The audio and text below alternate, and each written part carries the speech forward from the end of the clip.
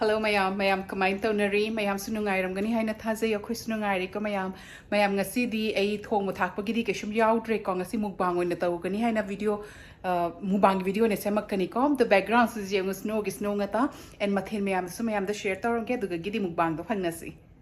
ngasi gi mathen di moshuri leire ko khamen shin bi yaudaba to thong mani tegiti mairen gi boraga khamen gi bora gedi sina khajing macha thong bani ko tomato alu tawraga papara matawre asisina salmon bake niko gedi sinjuoma asina kaino gundruk to gundruk siri kanam charo ko ai thonta gini do mayam chaba dum phangnarasi mayam ai chaba horage ko mathin mut yam na thong dreng asise dobora leire sinju leire hawai thong bama sika leire ko tika gidi khajing macha thong ba hawai sana horage chaba se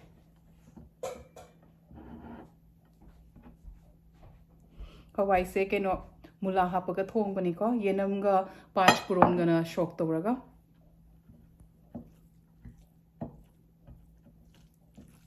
ainu paga khusana ga di char khare moi hana pizare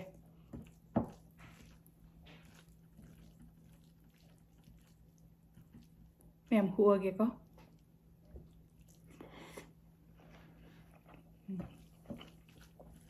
haure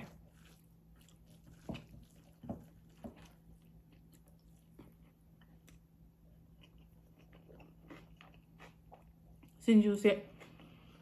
morgam shai hai eno pana eno umur kam hapchen gi bani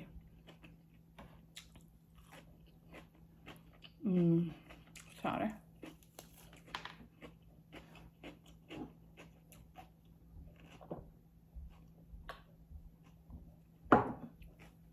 umurok se nong phadok su iromba da ani hap su sha da ba yawi ama kak ta tang su phagana sa ba yawi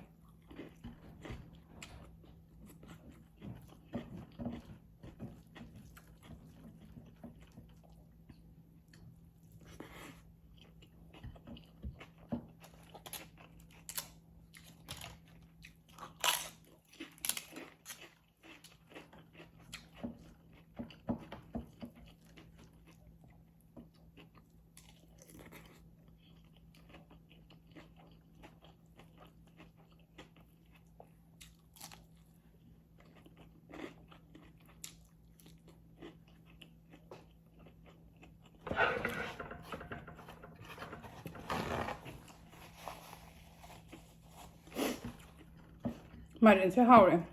Marin se ei su paame, ei nu paas paame sana su paame. Marin nguba, marin bora, marin thomba ke ka sem paame masu.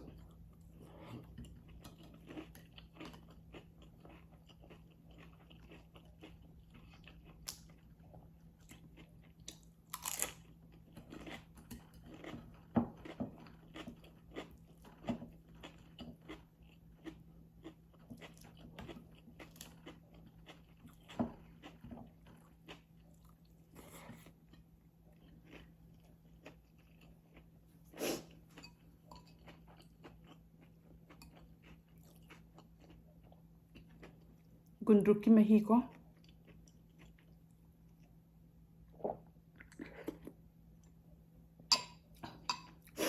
ura to mush heyo mushin mu bani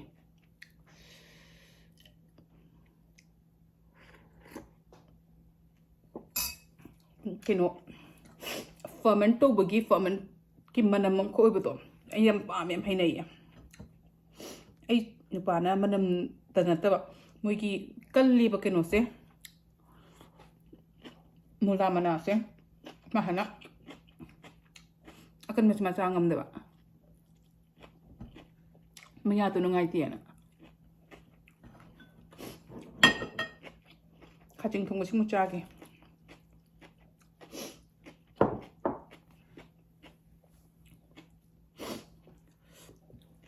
khajing se like 250 grams mu koiram gani ko ngasai man mata pung ama muk changi to puna man padingam dre ko khitang khak mala aga pung ama muk chang ko do marshal le ko ti ngamaroi na khara man da ba yawre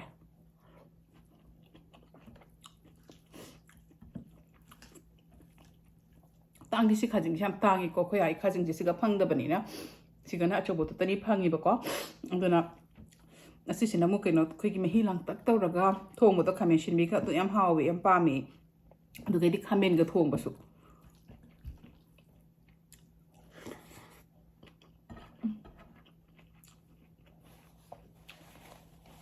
hảo lắm em.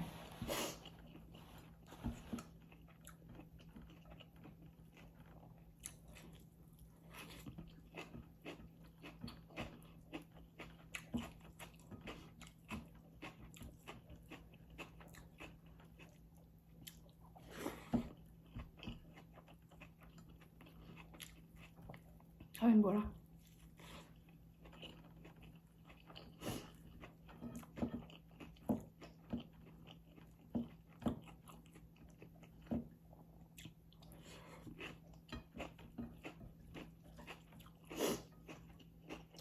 Một sợi quá.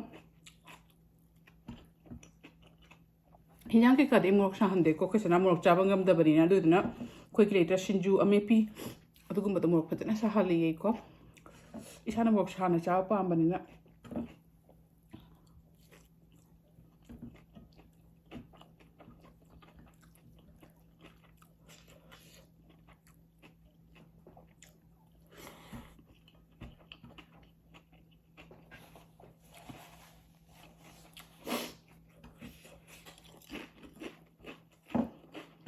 Egi mukbang chaba uraga I jumina khumai na haire ko mili kori khuhuk noi na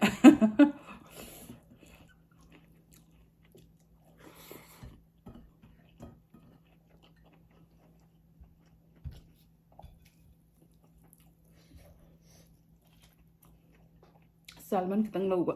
ai salmon nga se na pamute ko sana di mo pami si nga se ma bake to cha akhoi agi ro gumba ke ka khoi ngai nga mak pamte manam se ma hineru de ko khoi agi na ini mo khoi agi nga am pamba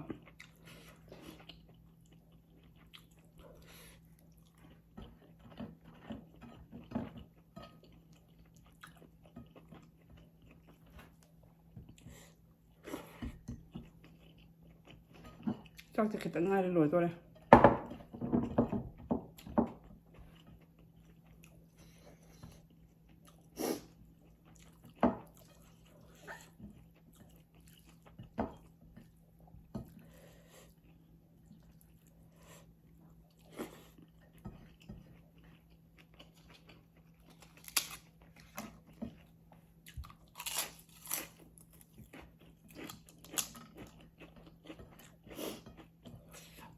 chắc cha tôi cũng movie riêng đôi ní ai nên movie riêng nên quay cái nó pa cái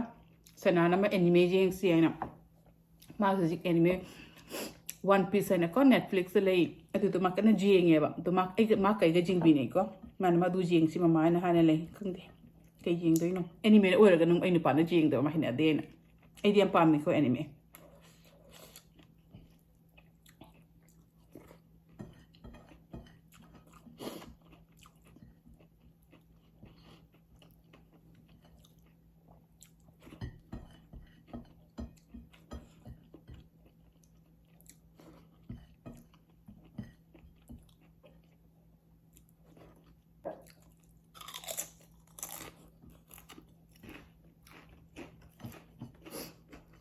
mày chan lôi rồi, jam nó chagi có, because ta chula me and cái nó to chắc không được chong char mình phát lâu được thôi cái đấy, cái gun rục sẽ tăng thật kìa, hậu bữa mày am, gun rục cha bà mi yard đi hay bị rồi có comment đó, cái sát thì nó pa mày am video sẽ chaba sulore mena du matang sigilation lage ko and video sibu nungai bi di comment section la haibira mu nungai ti hena and any changes may am na pam so aina mukbang to bose kamai na changes pam so adum haibira uko and may am give feedback na may am na ni feedback bi aga aina hena improve to bongam doise ko to na dum comment section la haibira u aduka gi de egi video sibu anobi chinaw na jeng bi batar di please channel sibu support to boina subscribe to biramo and aibu hanadigi support to bire chinaw me abusu thank you so much ko aibu support to bi bagi damakta mathangi video to mu phangnar se mayam bye everyone nungai na layu mayam